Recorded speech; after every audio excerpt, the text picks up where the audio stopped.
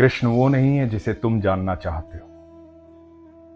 कृष्ण वो है जो तुम्हें जानता है। हरे कृष्ण दोस्तों, मैं हूं अनुज शर्मा। मैं आज आपको बताता हूं कि मैं अभी अभी वृंदावन जाकर आया। क्या है वृंदावन और कैसा है वृंदावन। पहली बात तो यह है कि हम कृष्ण को जानना क्यों चाहते हैं। कृष्ण को जानना नहीं है, कृष्ण को मानना है। जान तो उन्हें कोई भी नहीं पाया। इन तीनों लोकों में सिर्फ और सिर्फ अर्जुन ने उन्हें देखा है। भगवान श्री कृष्ण ने गीता में कहा है कि जो तुम देख रहे हो अर्जुन, वो लाखों सालों से तपस्या कर रहे देवी देवताओं ने भी नहीं देखा। और जब अर्जुन ने भगवान श्री कृष्ण को देखा तो यही कहा था कि मुझे क्षमा करना प्रभु, मैं तो बचपन से आपको पता नहीं कैसे कैसे संबोधित करता रहा। मुझे नहीं पता था कि आप सर्वेश्वर हैं, आप ही तीनों लोकों के मालिक हैं। अर्जुन भी भगवान कृष्ण को नहीं जान पाए। भगवान ने कहा कि कितना जानो, कृष्ण अनंत है, कितना जानोगे। जो लोग कृष्ण को खोज रहे हैं वो भी अनभिज्ञ हैं, क्योंकि कृष्ण तो सदैव पास है, सदैव साथ है। भगवान श्री कृष्ण ने कहा है कि मैं सबके भीतर समाहित हूं।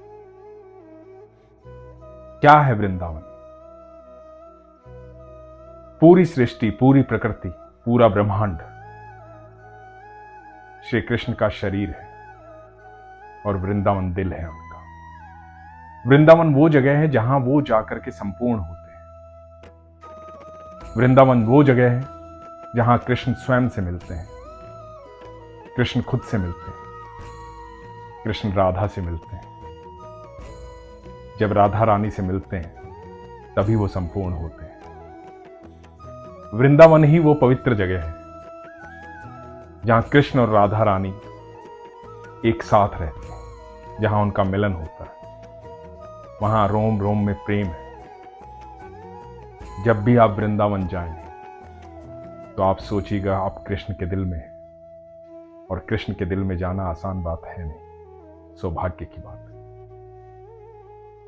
आप भगवान के पैर छू सकते हैं, भगवान से प्रार्थना कर सकते हैं, भगवान से बातें कर सकते हैं, लेकिन भगवान के दिल में बसना आसान बात नहीं है।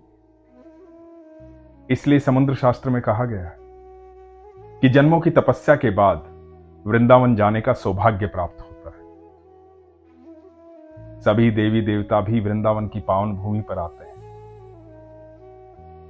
वृंदावन में जब भी जाएं, अपने आप को जाते ही सौभाग्यशाली समझें। आप कृष्ण के दिल में हैं,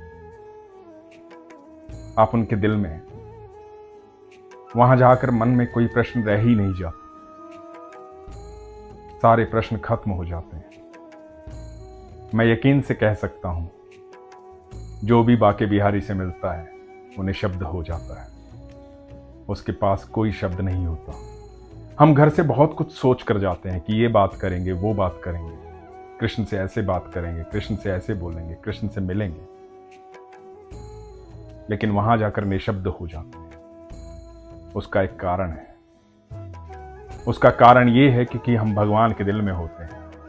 इसलिए अश्रुधारा बहती है, आंखों से आंसू बहते हैं, प्रेम बहता है, प्यार बहता है, क्योंकि वो प्रेम की जगह है।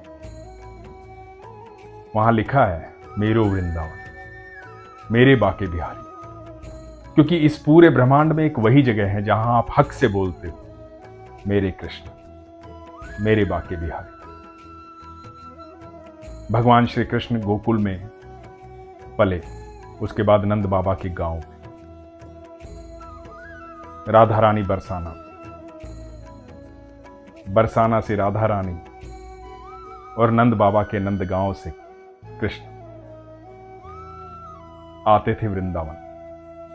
वहां मिलन होता था भगवान का स्वयं से, राधा रानी से। वृंदावन की भूमि में प्रेम बरसता है, प्यार बरसता है। इस पूरे ब्रह्मांड में आप सब कुछ भी पालेंगे, और यदि आपके पास प्रेम नहीं है तो जीवन का कोई भी सुख नहीं।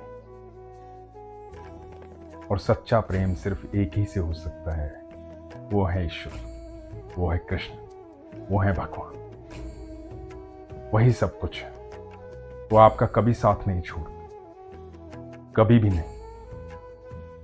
तो जब भी आप वृंदावन जाएं, अपने सारे सवालों को एक तरफ रखें। आप कृष्ण के हृदय में प्रवेश कर रहे हैं, आप उसे महसूस करें।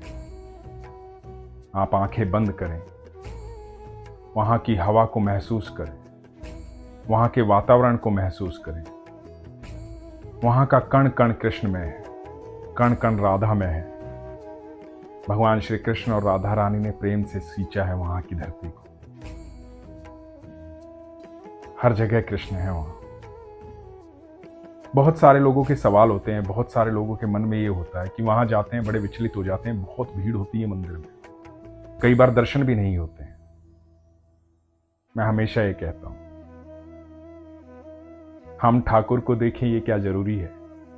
जरूरी ये है कि ठाकुर हमें देखे। जरूरी ये है कि राधा रानी हमें देखे।